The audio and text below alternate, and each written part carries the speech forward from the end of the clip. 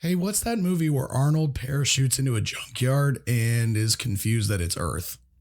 Oh, Eraser? Yeah, Eraser. Haven't seen that in forever.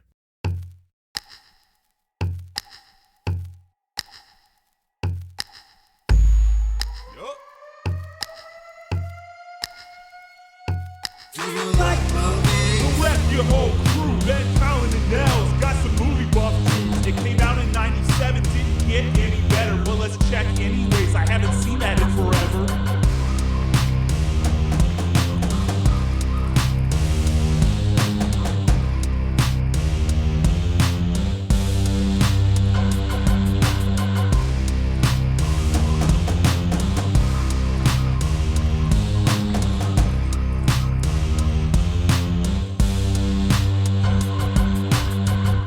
Welcome into episode 6 of Haven't Seen That in Forever. I'm your host, Marge Schott. I apologize for my voice. I am down with a case of the laryngitis. But today we are going to be discussing 1996's Eraser. And I'm going to hand it over to my two co-hosts because I don't sound good. I'm so sorry. Yeah, no worries. Your voice was erased, apparently. Arnold got a hold of it. Oh, good one. That's good. This movie came out at a weird time in Arnold's career, I feel like. Yeah. This was the turning point. Yeah, I feel like this is like the beginning of the kind of like the downslope of his peak. You think so? Well, also look at what else came out in 1996. You had Independence Day. You had The Rock. You had Mission Impossible started this year. Broken Arrow came out. So you have like Will Smith throwing his hat into the action genre. Tom Cruise, starting his franchise of, these like kind of smaller framed guys. It's not the big steroided guys of the 80s like Arnold and Sly were. Whoa. Are you accusing Arnold of steroids? That is Mr. Olympia? That is the myth out there. I read the book. He didn't admit to it. Okay. Well, so the other thing is the 5 years before this, you have Total Recall, Kindergarten Cop, Terminator 2, True Lies, Last Action Hero. Yeah. Which was a bit of a miss, but... Whoa. We'll probably talk about that someday, I'm sure. Last Action Hero will make it on this show because I love that movie. And then you have Eraser, and I think Jingle All the Way was fun, but then you have Batman and Robin and Collateral Damage and The Sixth Day, and then you have Terminator 3. And then he's governor and doesn't do movies for 10 years. So. Yeah.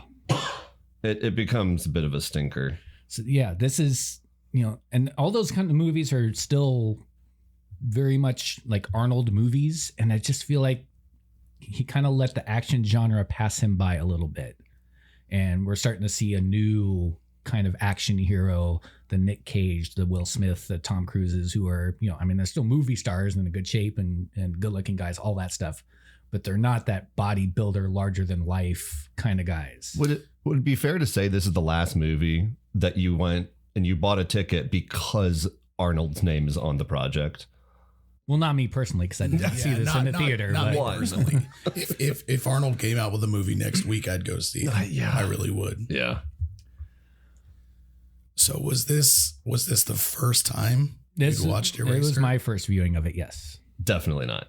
Okay, thank goodness. I don't remember the first time I saw it, but probably when I was a kid. I think I watched all of his stuff whenever I could. I didn't see it in theaters kind of thing. I was probably a little young for that, but I remember having seen this for years, and I probably watched it most recently like 2 years ago, just throwing it on. Yeah. My first time seeing it was a few weeks ago. So, we'll get to how I really felt about it. I saw as we this, go through this. I saw this opening weekend. Sorry, Mom. Oh, nice. I don't remember who took me, but I definitely saw it opening weekend. I mean, it came out like right before Independence Day. So even if you went and saw it, it immediately got overshadowed by for sure. biggest movie of the year. For sure. And then Mission Impossible after that too. So. It's R too, so you'd have to have someone cool to take you in. Yeah. I don't know if they were cool, but they definitely took me. All right, should we get into the background? Let's do all it. of that stuff in a what do we call it? I forgot what we call it. And action. And action. That's right. Cut! All right, that's a cut. Cut! What the hell is wrong with that take? All right. Eraser was directed by a gentleman named Chuck Russell, who I've never actually heard of, but surprisingly, I've seen a lot of his stuff. Nightmare on Elm Street 3, The Blob, The Mask, The Scorpion King, which was The Rock's first feature-length film. Great CGI in that. Yeah, oh yeah, excellent. really 2002 peak CGI in Scorpion King. I'm sure that'll find its way to us at some point as well. Ages like buttermilk. It does. So that's the gentleman who directed it. Arnold's, at this point also, has pretty much full say in any movie he makes. So I'm sure he had his hands in a lot of this stuff. They wanted Arnold for this role. They wanted Vanessa Williams for this role. So they didn't really have to search that hard for anybody that they wanted to bring into this. So I read I don't know if this is true, but I read that allegedly they initially offered it to Stallone. Did y'all see that anywhere? I did see that. Okay. I didn't hear that one. No. But he was doing Copland. I don't know if it was true, but Yeah. they definitely, I definitely read that. That's the one where he put on like 40 pounds for that one? Yeah. Okay. So Yeah. he wasn't going to be able to turn Copland, around. good movie. Copland is a good movie. I'm sure it'll find its way De to us Niro, soon as well. you blew it. I mean, but the screenplay, there were rewrites at the request of Schwarzenegger. So he had some serious pull in his movies at this point. He's still Arnold Schwarzenegger, even though I mentioned that. Yeah, maybe. I mean, he was at the peak of his powers, I think. Yeah, peak of his powers. Even if this movie itself is maybe on the back end of it. He might have been on the downslope. Yeah, but his powers were still like, I'm going to control just about any movie that I'm in. I think that's possibly part of the problem with it too, is that because he was in so much control, I mean, like he would have like literal smoke breaks where he's like, oh, every 2 hours, I'm going to go have a cigar for 45 minutes while playing chess, like that they weren't allowed to do anything about. So he just kind of phoned it in at times. Ironically, that's how I sound like this. I always found it amazing that the supposed healthiest guy ever Yeah. is like a huge cigar aficionado, just smoking down stogies, but he's still out there pumping iron too. You don't inhale. Oh, is that what it is? Yeah, you don't inhale. Do the Bill Clinton route? Yeah, it's safe. It's safe. I gotcha. No secondhand smoke. That doesn't no, exist. that's not real. He's fine. Everybody's fine. That's a hoax. They shot this late 95. So, they probably thought this was going to be a big giant hit. I don't know what the vibes were on Independence Day or Mission Impossible at that point. I feel like Mission Impossible was, had a great cast and was going to be good. Independence Day did have a great cast, but I don't feel like, I think that blew people out of the water. That was surprising how big of a hit it was. Yeah. And this cast is a tad underwhelming. Yeah. A little bit. Yeah. And we'll get to them in a little bit. But True Lies came out 2 years before this. I don't think Arnold really did anything in 95 that was of consequence. So No, he did Junior in 94. yeah. And that released over Christmas. Yeah, So So it's clearly the predecessor to It is. Eraser. Yeah. A prequel, honestly. Prequel. I mean, Last Action Hero came out, it bombed, even though I think it's had revisionist history has shown that it's actually, sure. yeah, but people weren't expecting it to be what it was. He bounced back great with True Lies, fantastic movie. So good. And then, this was the next movie after True Lies, and it just doesn't hit the same. I don't know if it's the cast around him. You're swapping out Jamie Lee Curtis for Vanessa Williams. No shots against Vanessa Williams, but she's no Jamie Lee Curtis. Eraser is great.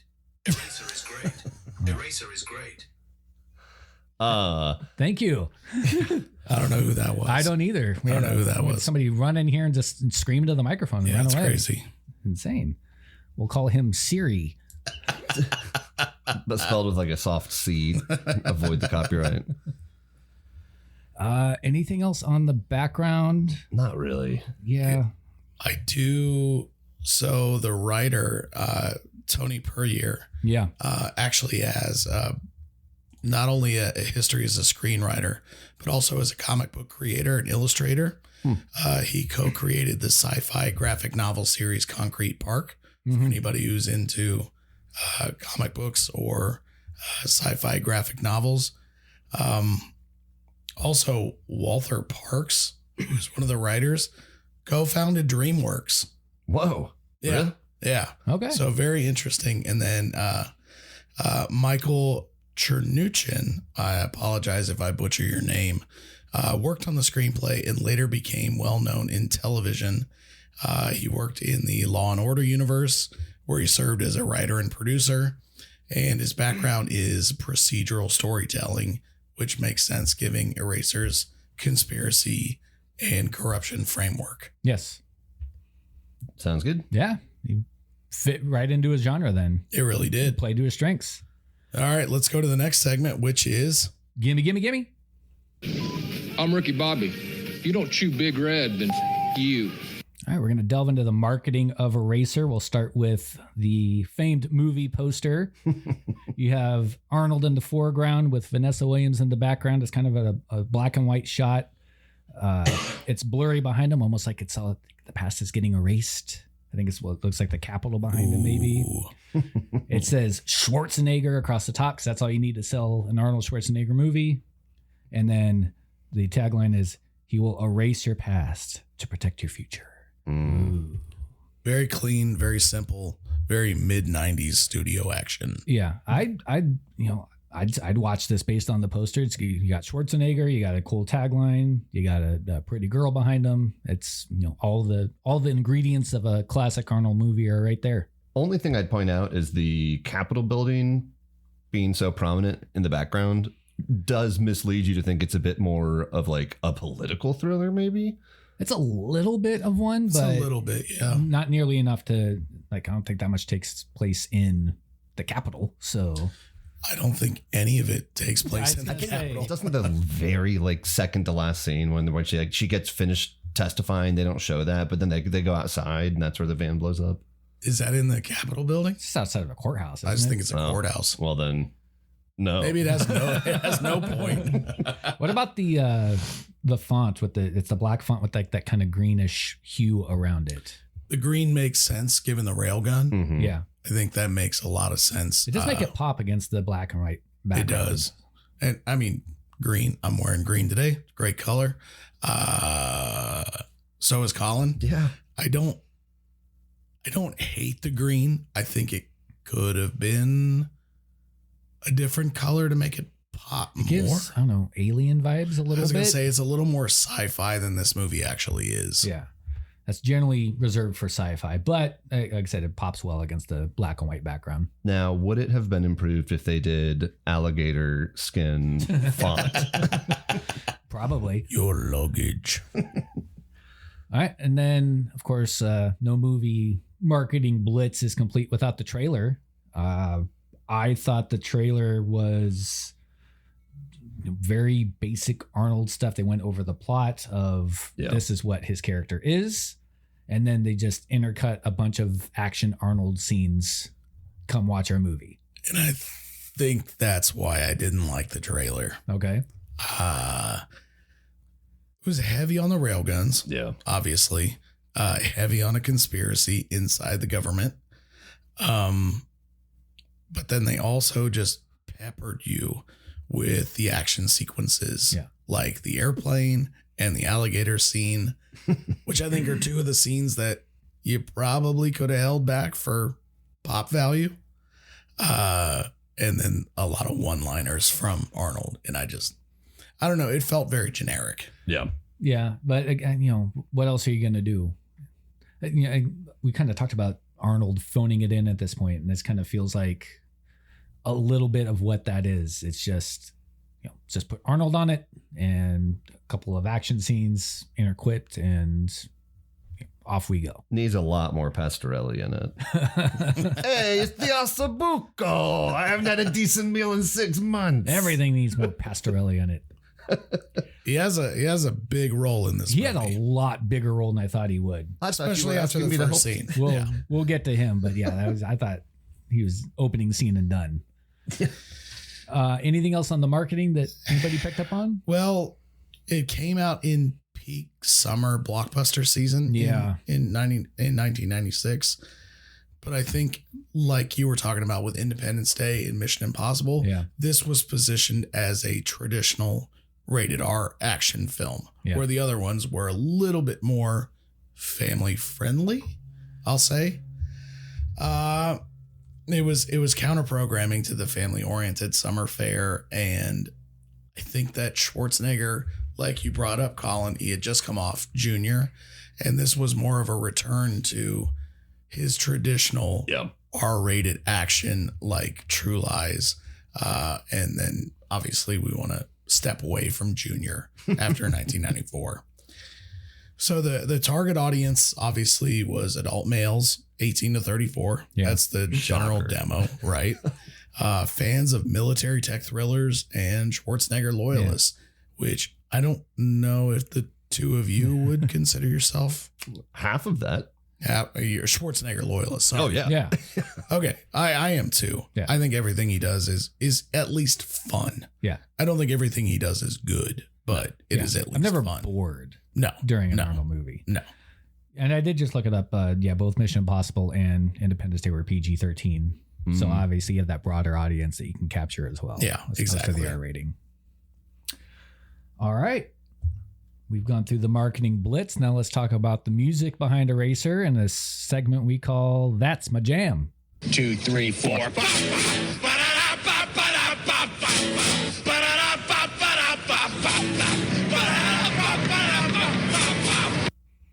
Eraser was composed by the great Alan Silvestri, Silvestri, excuse me, I misread that. This dude has a resume that maybe only John Williams can eclipse. He did the Back to the Future series, Who Framed Roger Rabbit, Forrest Gump, lots of stuff with Robert Zemeckis, obviously. Yeah. Castaway. He did Father of the Bride, Bodyguard, Parent Trap, Practical Magic, Van Helsing. He did Captain America, the Avengers, the Infinity War Endgame Avengers. He's doing the upcoming Avengers Doomsday. So this guy has... He works.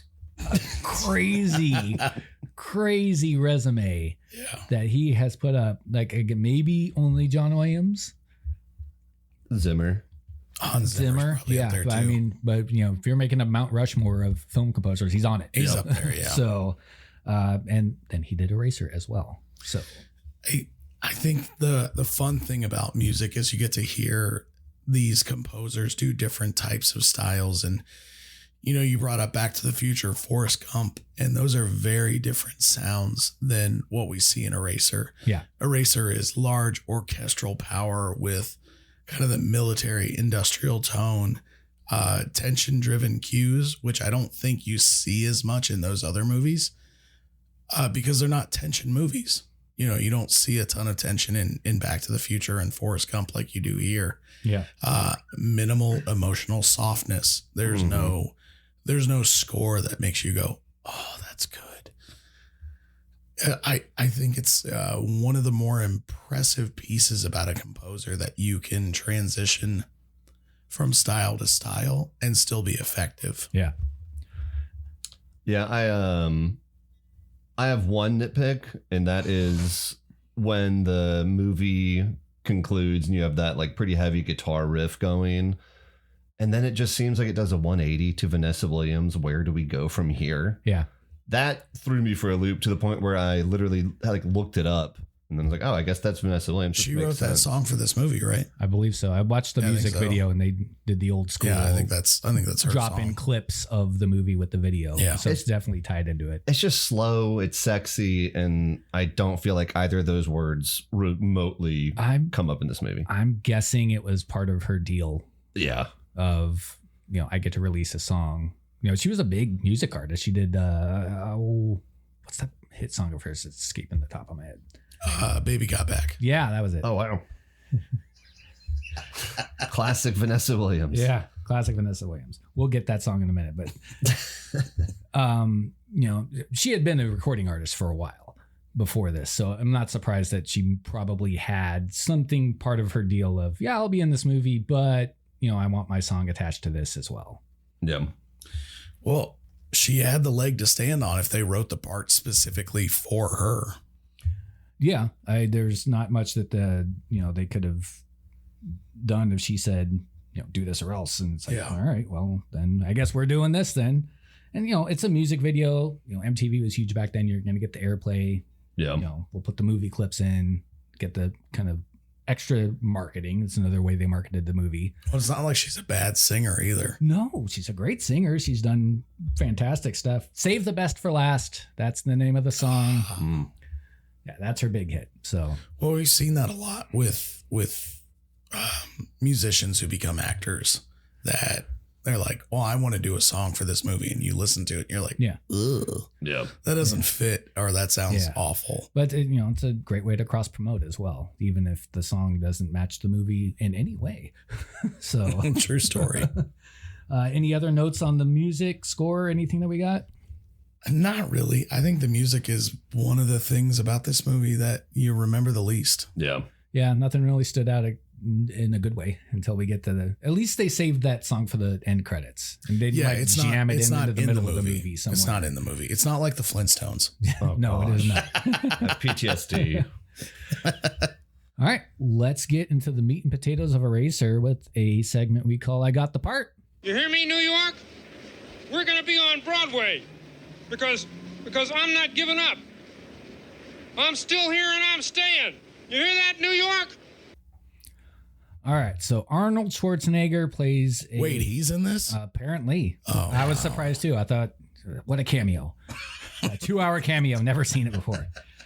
He plays a U.S. Marshal named John Kruger. I'm going to pause right there because one of my favorite running bits in Arnold movies is the very American names. Oh, yeah. All of his characters have.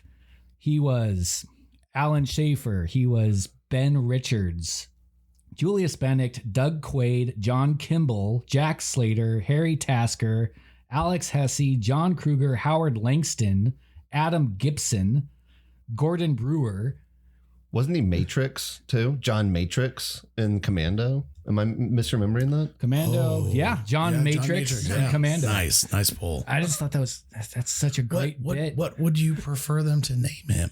Like Hans? Well, he can have, some of them he has. He is Austrian. Yeah, an Austrian name. I know he played a Russian guy in, was it Red Heat? Yeah. Yeah. Where he played with Belushi. Yeah. And he played Ivan Danko. That is a movie. Which is very close to Ivan Drago. So I'm surprised they got away with that. Interesting that they went with Kruger, though, considering Chuck Russell's connection to Nightmare on Elm Street. Yeah, his name isn't used that much in the movie. No. Just a couple of times, so it's not like identifiable with them. But great running bit throughout his career. Oh, yeah. I love it.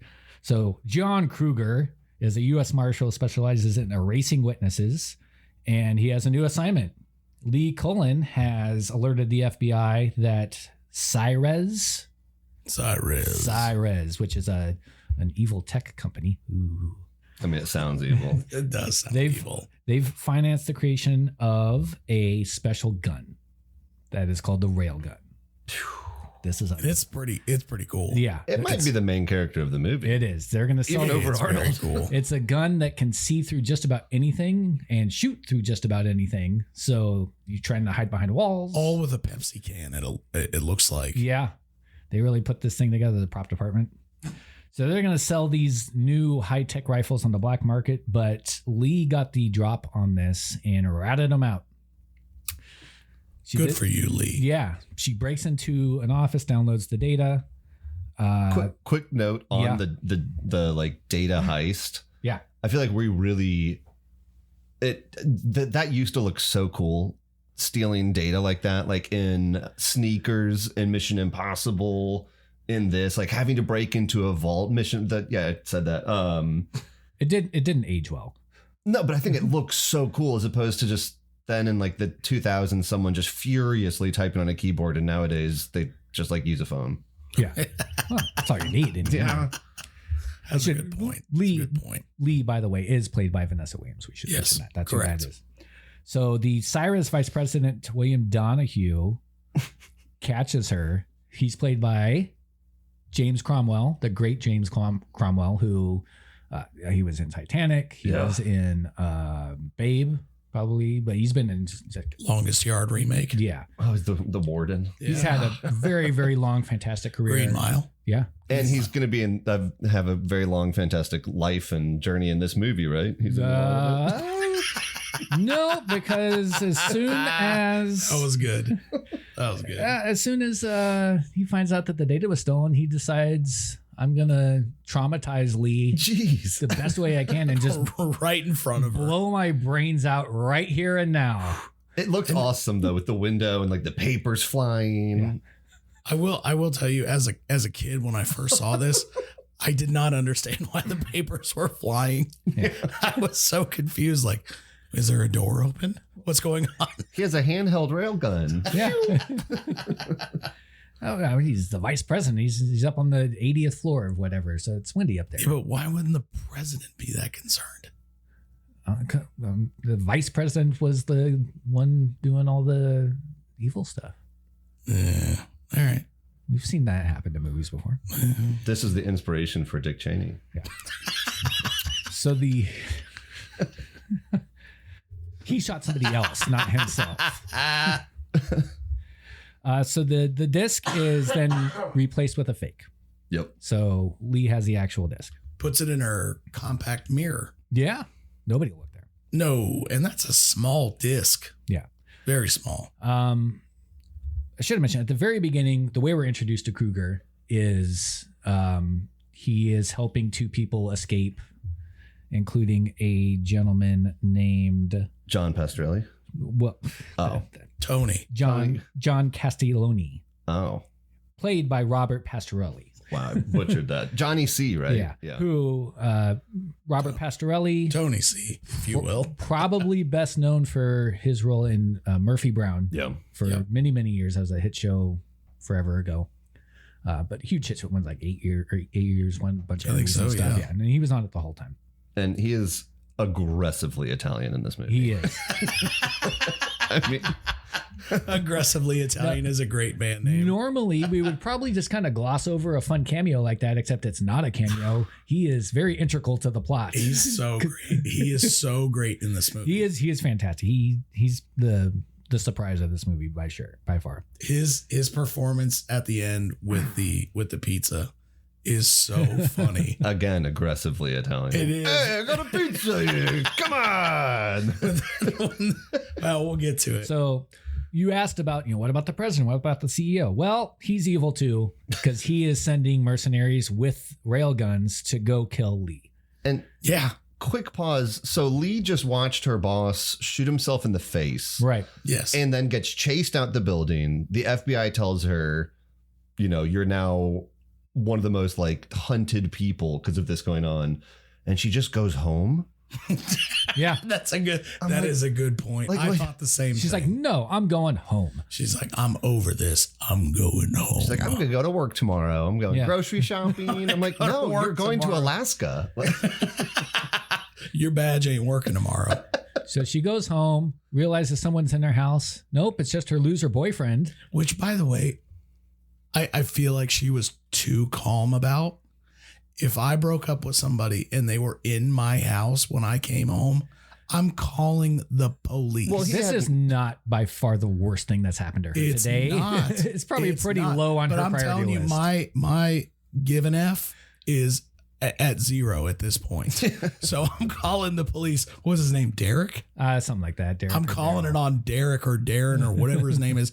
Get out of my house. Well, he's going to get out because... he actually doesn't get out. Well, yeah, he gets out of her life. He gets into the wall. Because we see what the railgun can do. It can F you up. Ding dong. Oh, is that the new guy you're seeing? Get down. Yeah. Arnold shows up as a balloon flower guy. delivery person, Normal. which is the stupidest thing at 8:00 at night. Yeah, there's like a bunch of guys with guns watching this guy with balloons They're like, "Wait, walk up to the house. Hold your fire. Hold your fire. Let's see what this guy's about. I'm here to deliver your balloons from an unknown person. And he opens the door, and Arnold dives through the door, tackles Lee to get her on the ground. Uses the balloons as cover too. Yes. by the way. That's why they're there. And Darren / Derek / should be arrested gets blasted in the chest with a rail gun and goes flying. Yeah. And I gotta say, I don't feel bad for him at all. No, No, you should have known better. the guy sucks. Mind your business. Stop breaking into people's houses. And then, so they're like hiding, trying to get away from the rail gun. I can't remember. Does Arnold know what this No. weapon can do yet? They No, don't know I don't yet. think so. No. Okay. After this in the car, when she's explaining it, he's like, "Railgun? I've Okay. heard of those on." Rail Yeah, gun? thought that was a myth.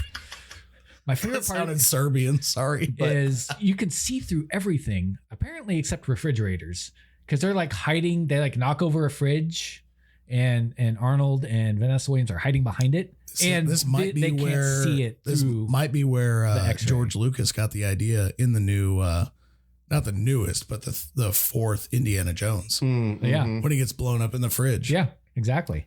When he takes that shrapnel to the hand on the fridge, though, yes. like Oh, that yeah. drill bit. So because they can't find him with the railgun sight, Yeah. they fire what looks to be a black potato into the house. Yeah, And it's like a nail bomb. Or yeah, something and, like and that. Arnold recognizes it and puts the door up and holds it with his hand, and it explodes with what looks to be drill Nails or bits. Drill bits. Yeah.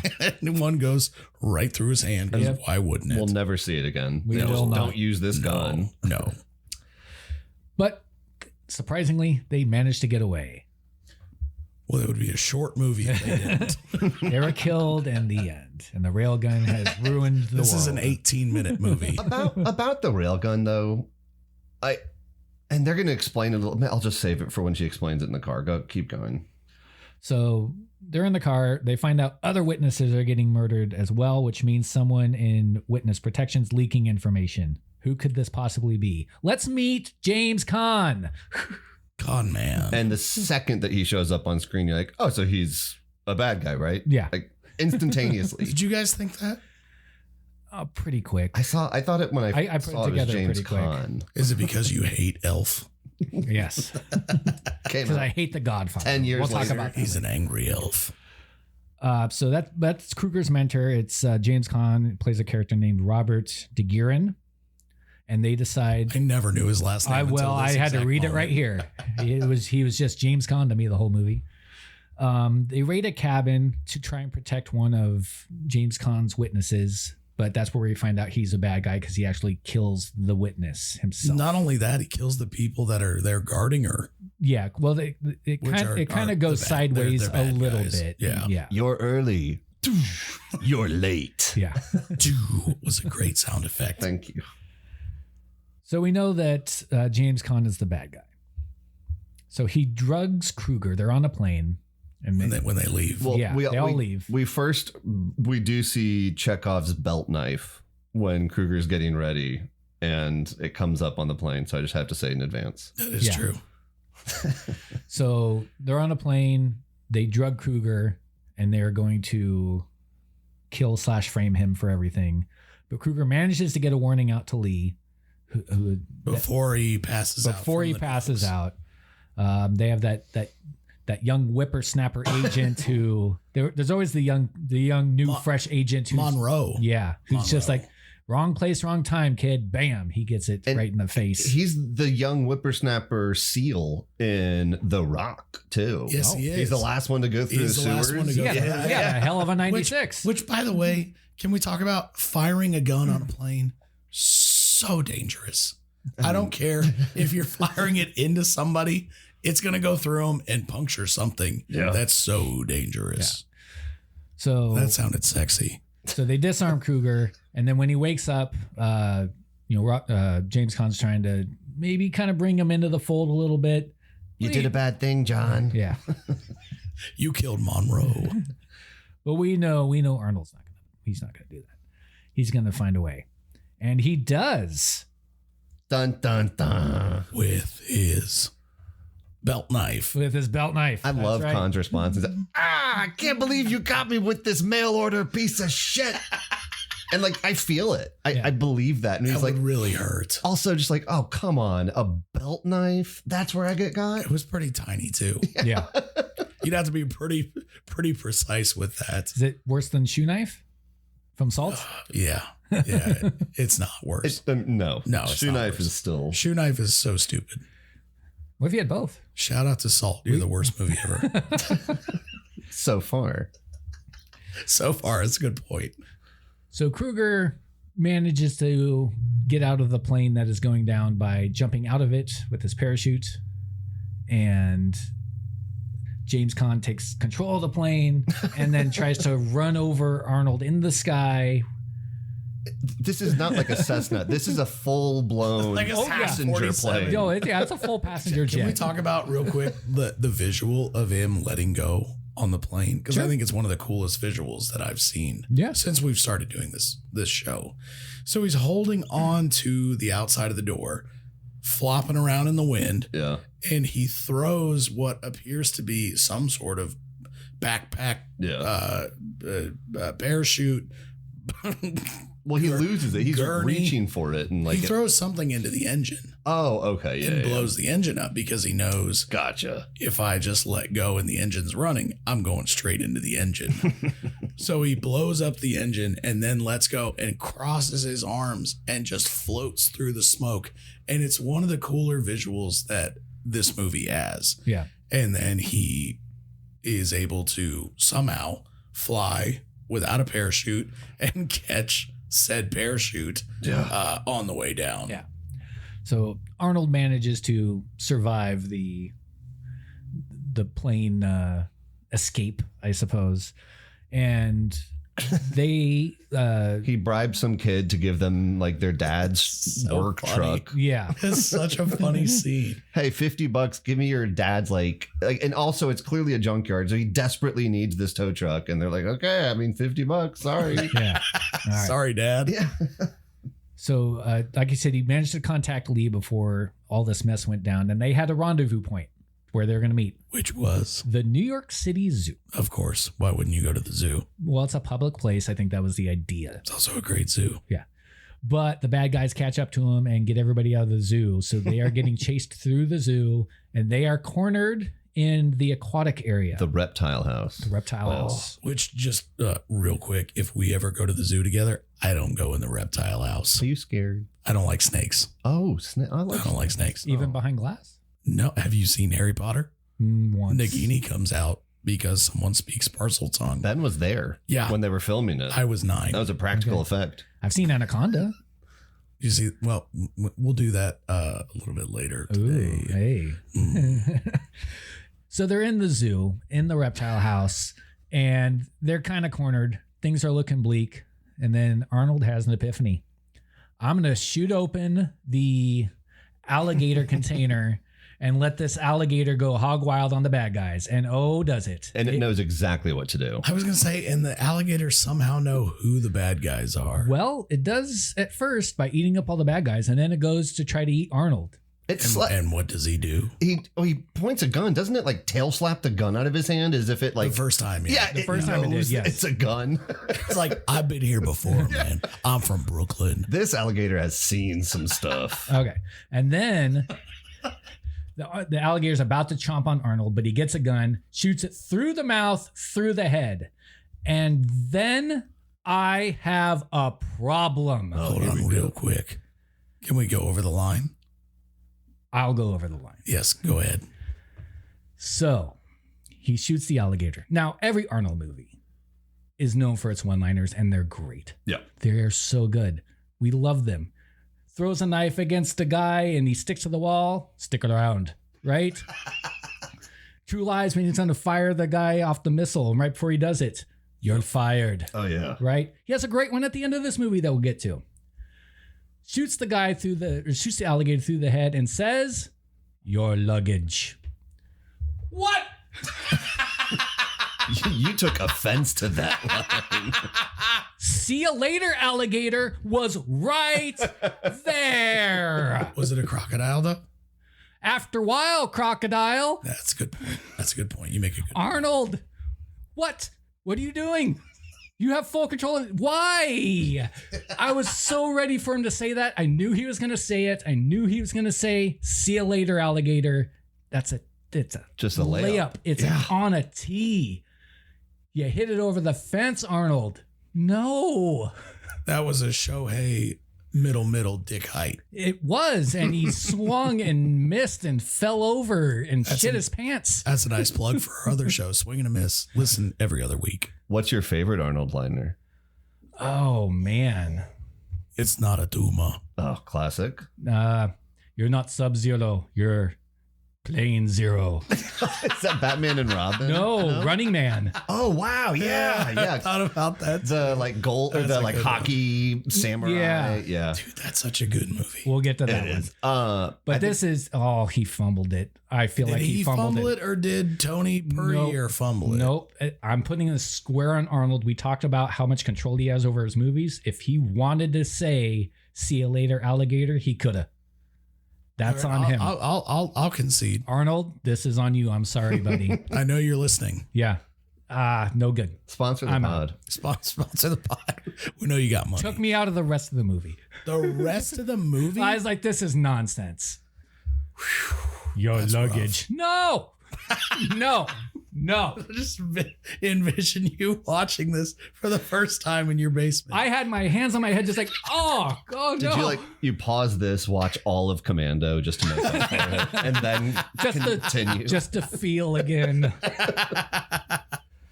I'm so sorry that you had that reaction. Oh, it was. I couldn't believe it. I think your luggage is a stupid line.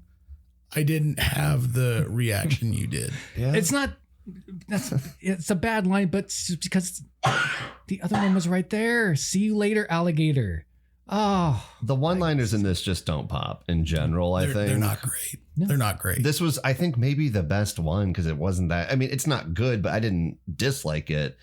It's just so many. It's like he forgot how to be funny. Like I mentioned it to y'all earlier, but she's like, "You named me Deborah," and he's like, "I could have named you Debbie." And you're like, "Is that a joke? I don't even get. What do you? She still could be. Wait, what? Yeah, that's an offshoot of Debbie. He knows that, right? You can still go by Debbie if you want, I guess. Anyway, they get out of the zoo. Somehow, Vanessa Williams hasn't just blown her own brains out after hearing that line. She's like, just end it, man. I can't hear this anymore. And we still have like an hour of movie left at this point. And But really nothing happens in that hour. no, that's Not a lot. You could have stretched the last, like before the zoo, had them meet up, have some hijinks with Pastorelli's character, and then have the finale at the zoo. I think that would have been just fine. I think this movie's about 40 minutes too long. Yeah. It's what, an hour 55? Is that what we said? Yeah. This is a 90-minute movie. This is a 90-minute movie at best. So they're branded as fugitives. They managed to get back into the Cyrus building with the help of Castelloni, Robert Pastorelli. They really didn't stray too far from his real name, did they? No, they're going to lean right into Pastoroni. Right into the And pepperoni. Yeah. And so they have to go back to like get in there to decrypt it. Right. So we have to go back to the source of the crime. That's how you always do it. And they just barely get away. They manage to get away from the bad guys in the corporate office. The disc reveals that the rifles have been stashed in Baltimore, where the buyer is a Russian mafia boss. But so has he already done his like pizza infiltration at this point? No. No? Yeah. That was when they break in. Oh, yeah, to the corporate That's the building. distraction. That is. I Yes. really wanted to ask then, Ben, in the movie Salt, you saw a different version than us, and Angelina Jolie faked a seizure. Yeah. In this movie, Pastorelli fakes a seizure with Alka-Seltzer. Who did it better? Pastorelli 1,000,000 times better. And I'll tell you this, because I have seen someone have a seizure, and I have seen the foaming of the mouth. I have seen the convulsions, and he nailed it. Yeah. However, she did not. Yeah. She missed the mark by a country mile. And I think one of the funniest thing about this movie, or the funniest part of this movie, is when they wheel him into the infirmary and they're shocking his heart, which I'm not 100% sure is what you do for a seizure. Yeah, you just shock the seizure out of it. Those are the worst. You want a seizure? We'll give you a seizure. I don't think that's how you treat a seizure. Also, if you're like a professional medic or whatever, you're like, there's literally nothing at all wrong with this guy. He's completely fine, top to bottom. And then someone's like, clear. You're like, wait, what? No. And he's actively conscious. He's like pulling the wires off of him. Like, guys, I'm fine. It's okay. I'm good. They're like, clear. They shock him like 3 times. And Khan is not at all suspicious that, first of all, Khan knows this guy because Khan was supervising Arnold when he rescued this guy. Right. So he probably should already know him. But then also he's like, hey, like, we know John's out there. Oh, there's a random pizza guy who's walking in who has a seizure. Roll him to the infirmary. No this questions. pizza that nobody ordered, by the way. They never confirmed who ordered it. Yeah. But like, hey, I got to looked- get this pizza here. It looked pretty good. It did look looked like a good pizza. It's a solid pizza. But it was, I think that is the funniest part of this whole movie. Gosh. Especially when they break him out of the gurney. And he's like, I'm going to shock you now. Trying to put her on the gurney. It's one of those things where it's like, it didn't need to be there, but it's really funny that it was. Yeah. What's even better is that doesn't actually work because the bad guys managed to get the disc and capture Lee while Arnold gets away. He's saving the fake seizure guy. So we go into the full Italian stereotypes now because Castelloni has mob connections with his cousin Tony Two Toes. Who runs the docks? Who runs the docks that the guns are being held at. Does it make you wonder if he actually has only 2 toes? Why else would you be called that? Maybe he's a great dancer and he stands on his big toes. Be tippy toes. Yeah, you never know. You should call them tippy toes. Tony. That's a solid. Toes. That's a scary name right there. I wouldn't mess with him. I wouldn't absolutely adore the fact, though, that they don't care at all. They're like, hey, they're selling these guns to communists and, and they're like, we don't care. Who cares? They're doing it on your docks. And he's like, now that I did not know. We need to get a taste. That I did not know. Gonna go down to my turf. And they do. And they kill the Russian mafia boss and everyone else that's around there, except for James Caan. Tries to kill Lee. Isn't able to kill Lee. Not good at it. No, for a trained agent and just a woman standing there. I feel like you should be a better shot. Yeah. Small nitpick on my part. I really hate the trope of movies where like the old, like the person who trained the best of the best and they're like 30 or like 40 years older has like a big hand-to-hand at the end. You're like, well, it just loses its luster. You would really hate season 1 of Reacher then. I've seen season 1 of Reacher. I agree. I liked when the kid was in the cafe and I'm like, Yes. see, okay, now we're talking. That makes sense. Oh, your dad's getting in on the action and it's Alan Richson or whatever. I mean, Right. like, I'm sorry. I just don't buy it. It's not real. It's Schwarzenegger versus James. And James Caan is, 60 years old in this movie. he's still a mean son of a bitch, but He's still 60. He's still 60. Can I bring up the thing that I have the biggest problem with in this movie? Please do. So Arnold at one point is in a warehouse during this final scene, and they are firing round after round after round of the railgun. And the building eventually collapses, at least partially, on him. yeah. And when we see Arnold again, what does he have in him? He's got a rod through his thigh. Oh, yeah. I thought Caan did that. No. That was when they were firing the railguns. Yeah. Oh. That's like when he fell off the. Yeah. The So shipping container. he's got like a piece of scaffolding through his thigh. And all I can think is the minute that comes out, not by a medical professional, you're dead. Because that has clearly at least touched the femoral artery. Maybe you, but not John Kruger. He does have big thighs. Got a lot more meat there. Didn't he make fun of this kind of thing in Last Action Hero? Yeah, he did. Like, He you did. get hit, Yeah, you for get sure. shot or hurt, and then like you're fine 2 minutes later. But he pulls it out of his own thigh and just with a he's fine. No tourniquet, no bandage, nothing. Yeah. It's a weird scene with the railguns in general. I feel like, I mean, despite the stupid X-ray vision, I feel like it's super unnecessary on them in the first place because, like, if it goes through everything, you just need a regular scope. I don't know why you have these giant green flashlights that give away where, like, your position is.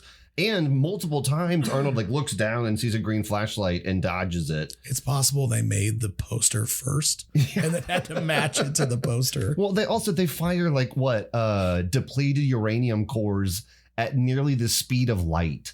Yeah. And they're like leading people as if it's like a musket, like trying to like shoot in front of him running. I'm like, I feel like you can shoot it behind him and still hit him. Okay.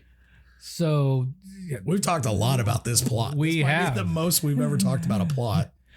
So they tangle, Arnold and James Caan, and Arnold gets the best of James Caan, even saves him from being crushed to death. Yeah, James Caan doesn't die in this final scene. No, you think like this is it. John, I don't want to go They out caught like him. this. They caught him and that's the end of the movie, right? No, it's not the end of the movie. There's more. There's more of this. Oh, that one hurt. Sorry, boys. Now we get to all the fun political stuff. They're going to go on trial for treason, all the bad guys. But it looks like they're going to get off of, be acquitted because of our court systems. Commentary on that. As 1996's court systems, they clearly have gotten better since. Yes. Right? I don't even think they aren't even going to trial today. So much better now. So Sponsor the Kruger, podcast. when it comes pretty apparent that they're going to be acquitted, Kruger and Lee, they're going to try and get away in a van. But no, the van blows up. It does, and almost immediately, As soon as they close the door. it's a little confusing. Well, the van is blown up, and now the bad guys won, and the movie's over. No? There's more? There's more. Bad guys are in a limo. If you think the twists and turns are too much in this movie, wait till we get to one of our other ones later on down the road. All the bad guys are in the limo, hooting and hollering, thinking they have won the day. And suddenly the limo stops on some railroad tracks, and the doors lock, and out comes a pizza delivery. Castelloni. He was the limo driver all the way. And that's one of my most hated tropes is I switched out the driver that nobody seemed to notice at all. If you were that rich, would you notice your driver?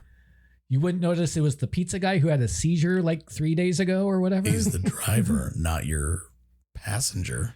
I don't know. If it were like a sedan or like a corporate car, I would notice. In a limo, I probably wouldn't. I guess we wouldn't know because none of us are that rich. We're not, no. Someone sponsor the podcast so we can get that rich and see if we would notice. Yeah, it's a social experiment. Yeah. Ring, ring. You can write it off. Ring, ring. So he stops it on the train tracks. Doors are locked. Bad guys can't go anywhere. James Caan's phone rings, answers it. Arnold says, "You've just been erased." Great line. Drops the line on him. Train comes through. Bam! Takes out the limo. Dead. What do you think happened to the train conductor? Like, couldn't he have just blown up the car too? I gotta tell you, that's a good question. And I've often thought that when you see like train accidents. Yeah. I do worry about the conductor. I mean, they're psychological. No, I just killed people. Well, I mean, yeah, that. He's like, please let me die in this crash so I don't live with the guilt of just pancaking a limo. I genuinely do. Like, I don't know the construction of trains. I don't know anything about it. We've never really seen a true depiction of what a train looks like after an impact with a car. So I don't know, like, does it fold? Does it bend? Does it do nothing? I think it Is goes it into impenetrable? I think it's fine. I love that point. No, it's the psychological aspect of killing people. Yes. Honestly, if you were the train conductor in 1996's Eraser, get in touch with us. We want to know you're okay. Yeah. But of course, "You've been erased" is not the last line in the movie, even though it's the tagline of the movie. Really should have been. He gets in the car. Vanessa Williams is there. She says, "What happens?" And he says, "They caught a train." Another no lie. I'm not gonna lie. It's still a good line. It's a great But line. it should have ended on "You've been erased." It should have ended half an hour ago. That's it. They should have been flip flop. He should have called him on the phone and says, "You got a train to catch." Yeah. Agreed. Ooh, And then, what happened to them? They've been erased. Tony Puryear, right better. Or if she's like, "Hey, what's going to happen to them?" And he's like, "They'll catch a train." And That's good too. yeah. That's good too. So that is what happens in Eraser. All right. That's the plot. Do you have any other thoughts on the cast? I feel like Plot points that we didn't cover I feel somehow? we covered everything. Let's move into the reception of the movie with "You Love Me, You Really Love Me." 8 Oscars, $400 million, and you saved Tug Speedman's career. I couldn't have done it without you, Sloan. Really? No, dickhead, of course I couldn't. A nutless monkey could do your job. Well, Eraser was released June 21st, 1996. Debuted at number 1.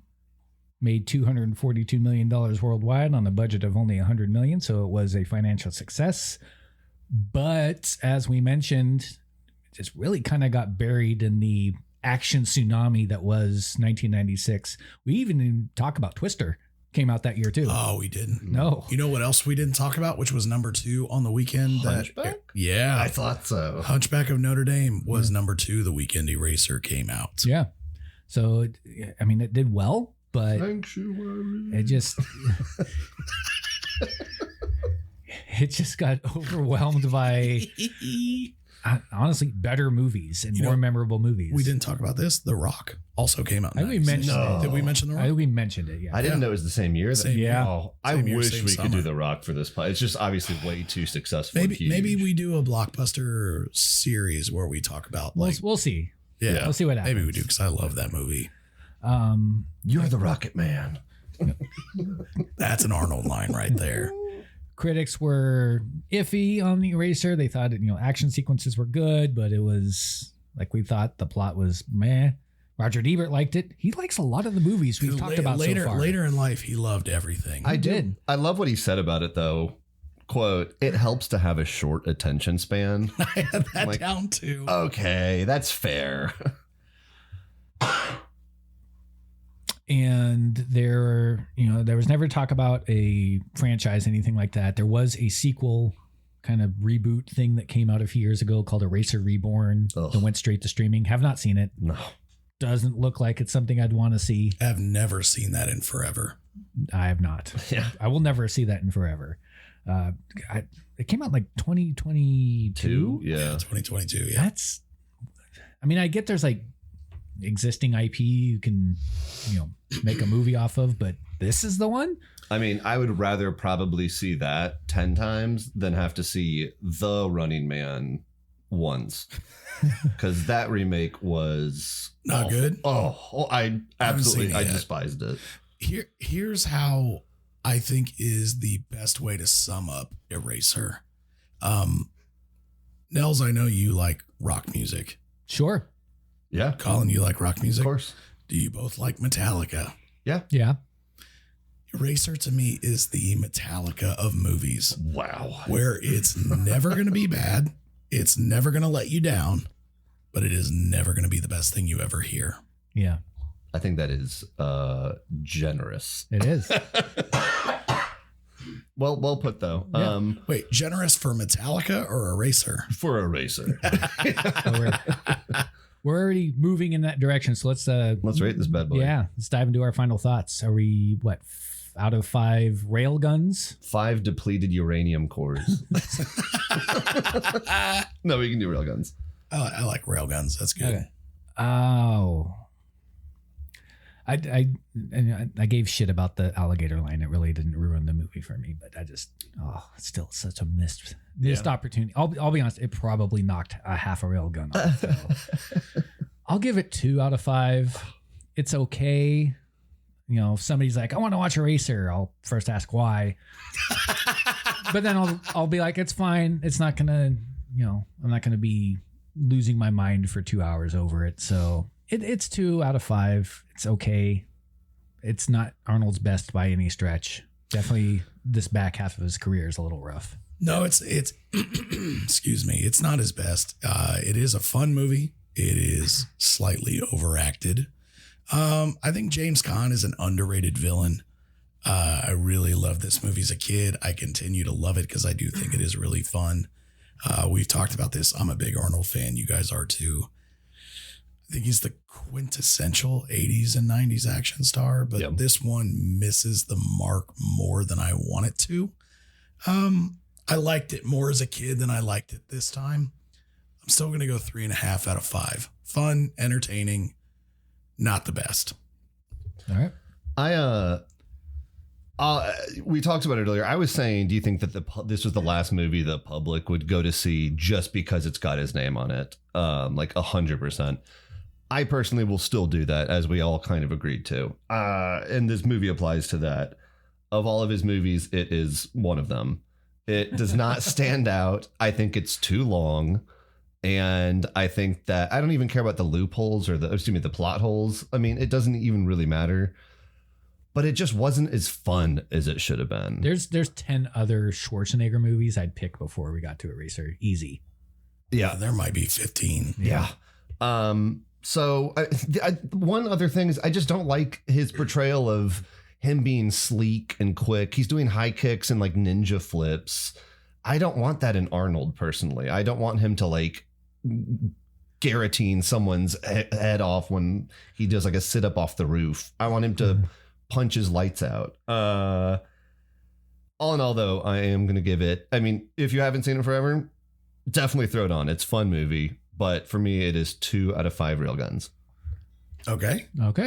So if you haven't seen Eraser in forever, give it a watch. Let us know what you think. If you think we're right, wrong.